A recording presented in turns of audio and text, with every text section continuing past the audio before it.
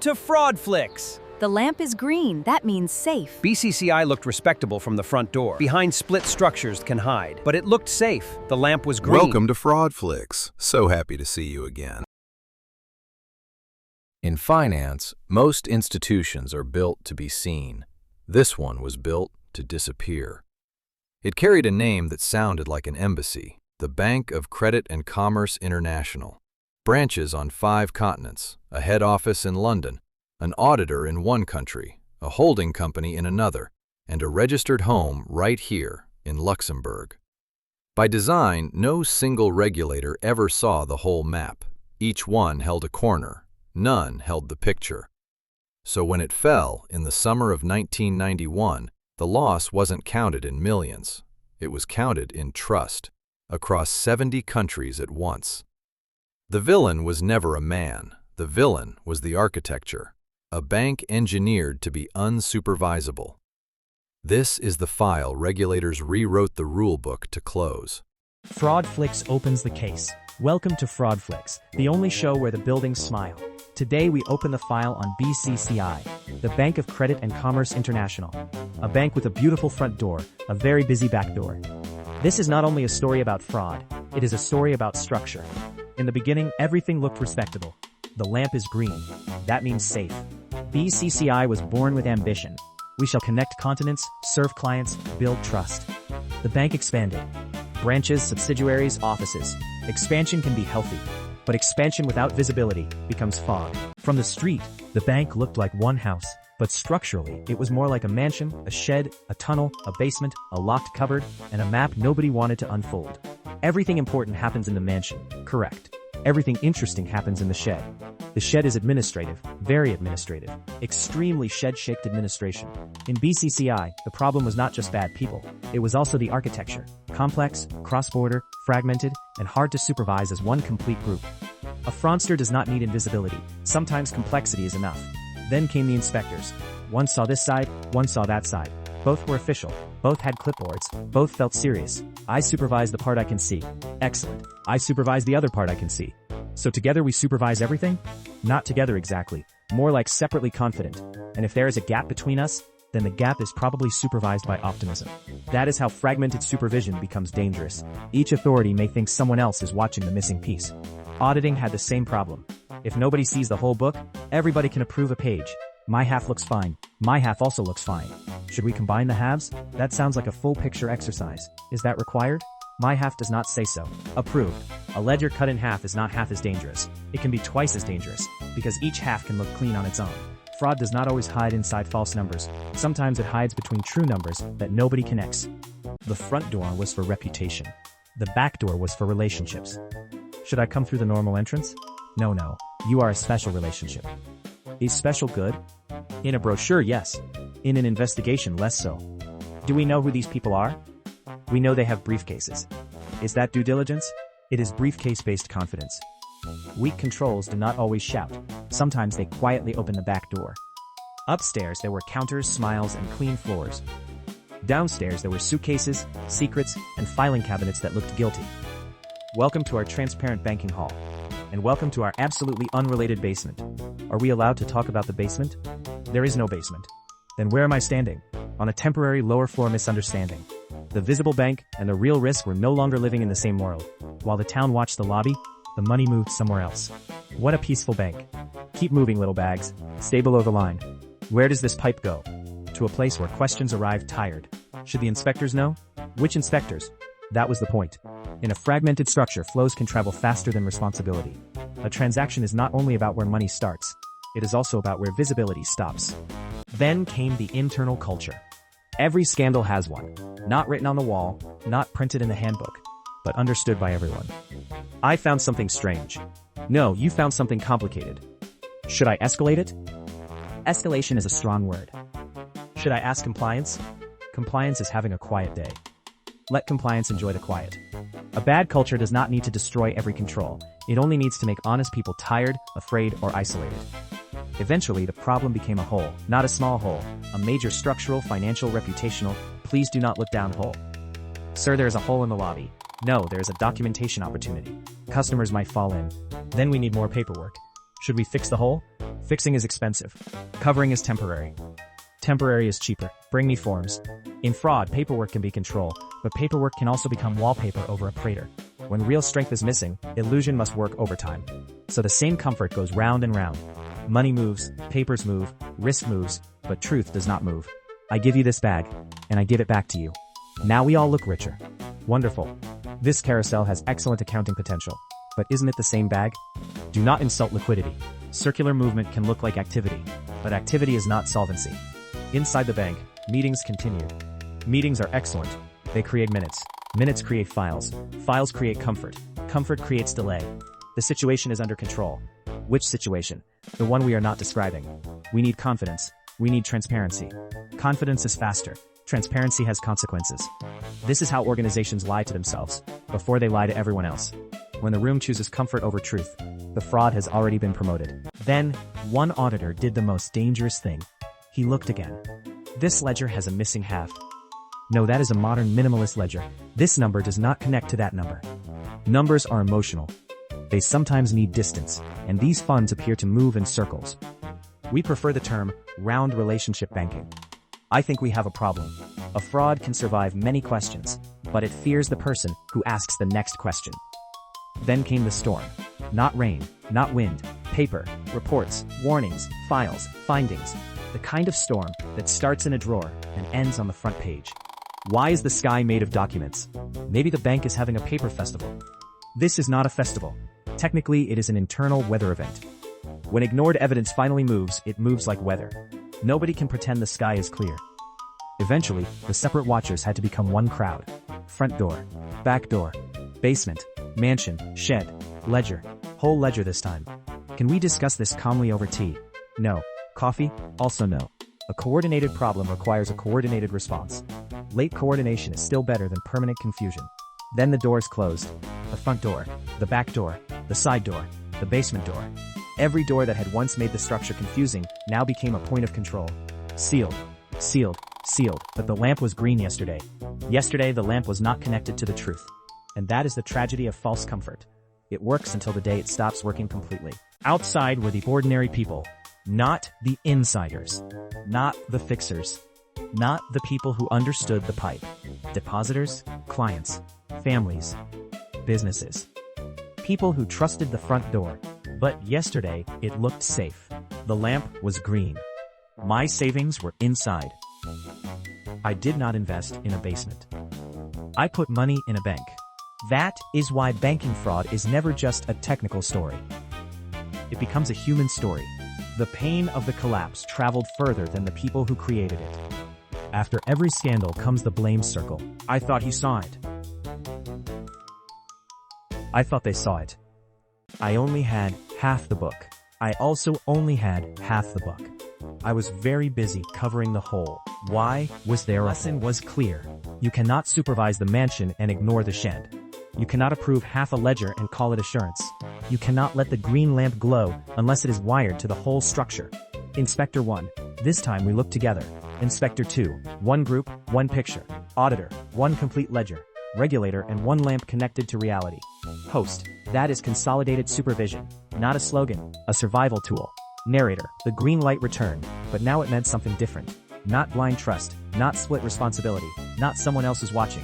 This time, it meant connection. Host. So what was BCCI? Narrator. It was a bank. It was a scandal. It was a warning. Host. A warning that fraud loves gaps. Narrator. Gaps between countries. Gaps between supervisors. Gaps between auditors. Gaps between the lobby and the basement. Gaps between what people see and what the structure actually does. Host. And the biggest gap of all? Narrator. The gap between comfort and control. Host. So remember, if the bank has a mansion, a shed, a pipe, a back door, 2 auditors with half a book, and a green lamp that nobody wired properly. Townsperson. Maybe ask another question? Exactly. Narrator. This was FRAUD-FLIX. Peep the lamp green. It's time for the FRAUD-FLIX deep dive. We're going to go through a few things. The history of the bank, where it came from, and how it grew to reach across 5 continents. Its most famous clients, the names that gave it cover, and the money that moved in the dark. And the architecture itself, the design that kept every regulator one step behind. You'll see.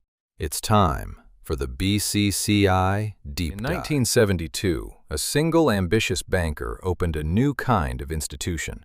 It promised to connect the developing world to global finance, and from day one, it was built to grow fast and to grow everywhere. The money came from powerful places.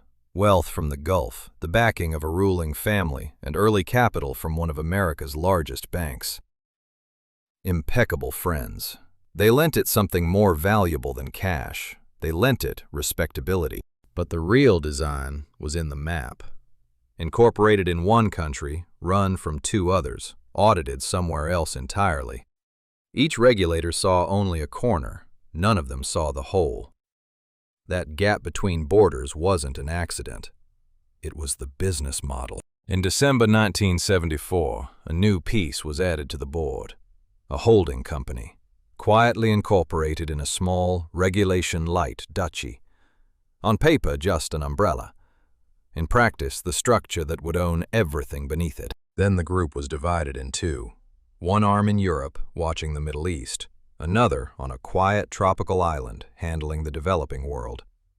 Two head offices, two jurisdictions, and one very convenient blur in between. By the mid-1980s, it was everywhere. More than 400 branches in over 70 countries. It went where the big Western banks wouldn't, the underserved, the overlooked, the emerging. A global reach almost nobody could fully see, and then a foothold inside America itself. A stake in a respectable Washington bank, held not openly, but through a chain of others. On the surface, an American institution. Underneath, an owner no regulator was ever meant to find. Officially, it wore a noble face.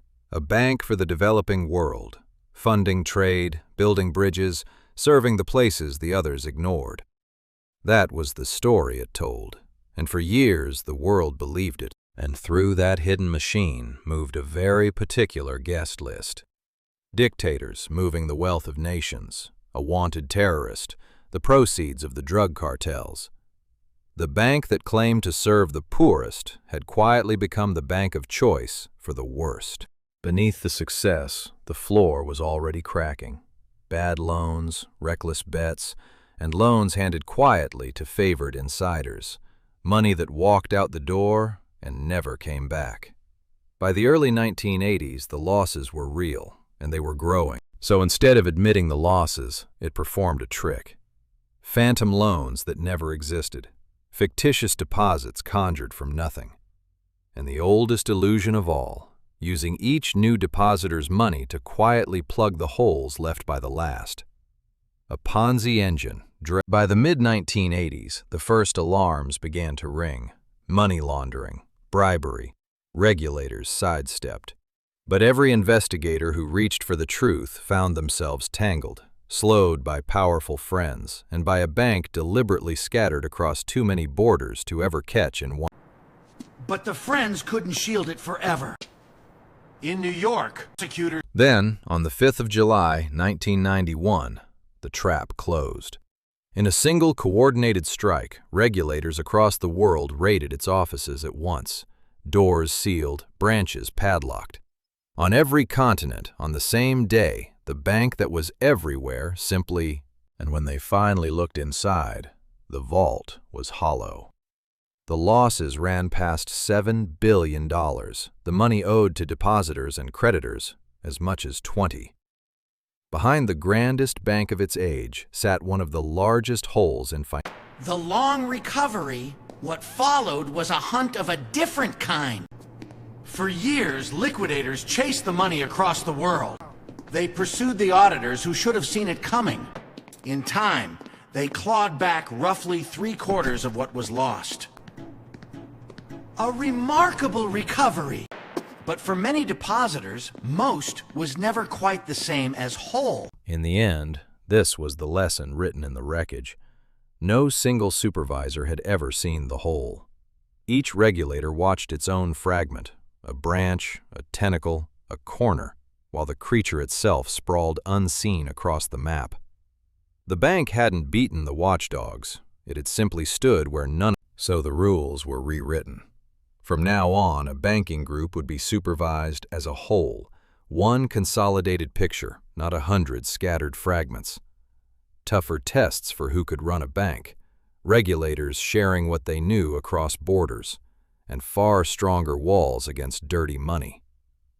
The gaps BCCI lived in were quietly. History gave it a second name. Officially, the Bank of Credit and Commerce International. In every compliance classroom since, the Bank of Crooks and Criminals International. A monument to a simple truth. Weak controls, offshore shadows, and powerful friends can turn any bank into a weapon. The file is closed. The next. So what did the watchdogs learn from the bank they never saw whole? It started here, with the blind spot. A group deliberately scattered across borders. No single regulator ever held the full picture. From that failure came 4 answers. Supervise the whole group as one, not a scatter of fragments. Test who is fit to run a bank before they ever hold the keys. Make regulators share what they know across every border, and shut off the taps that let dirty money flow. Those lessons didn't stay on paper. They hardened into the frameworks we still live by. The anti-money laundering standards of the FATF. The Basel Committee's minimum standards of 1992. And the modern rulebook for supervising any bank. One bank found every gap in the system. So the system closed the gaps and remembered exactly who showed it where they were.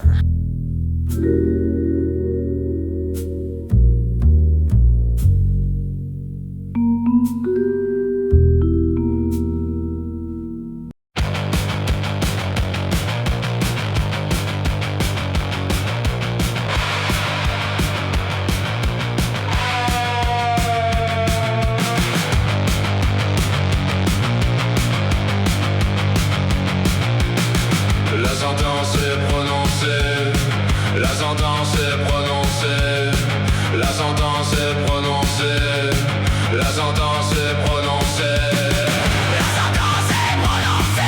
La sentence est prononcée, la sentence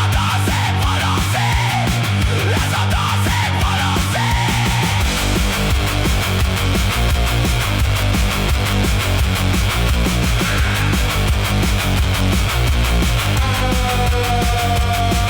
prononcée. La sentence est prononcée, la sentence est prononcée, la sentence est prononcée, la sentence est prononcée.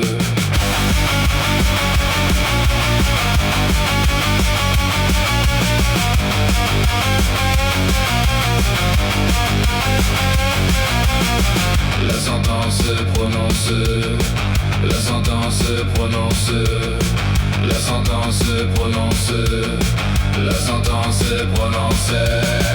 La sentence est prononcée, la sentence est prononcée, la sentence est prononcée, la